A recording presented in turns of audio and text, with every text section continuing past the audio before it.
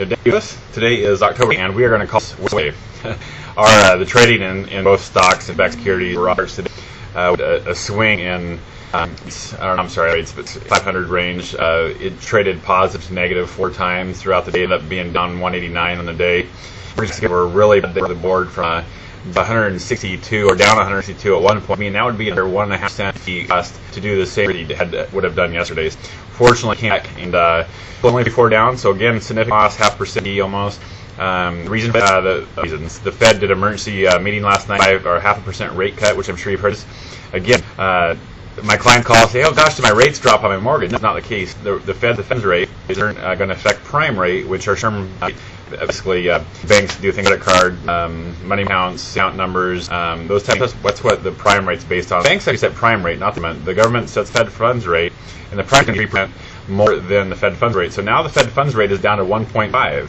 We're looking at the prime rate at 4.5%. So some people have equity lines. They may have been 9% last year with all rate cuts. Your equity line would now have on the prime. So a few things. Our Fed Reserve basically started a little meeting last night with D8 and other countries. We saw in Canada, the European Union, the EU, basically Sweden, Canada government stepped last night, basically 50 or 0.5% in all of their short-term fees to banks.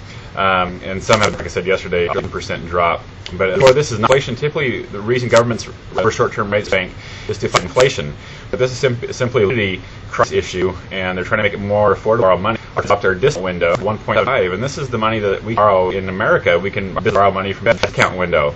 So, additionally, overseas in Europe, LIBOR, London bank rate, which I mentioned, is the rate that this bank borrow each other, the rate that can money back and forth. Spot again to 0.52.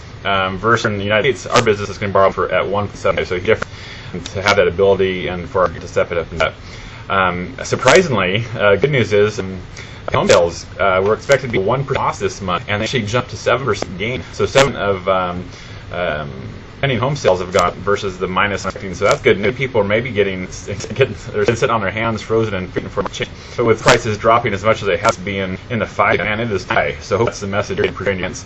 Outside of that, it's just going to be a global response right now. How is the economy going to respond to this? And I think last night we saw a drastic with there being an international cut, first time in history. So I think global response to this. We're going to see good times ahead here soon, sooner than probably anticipated.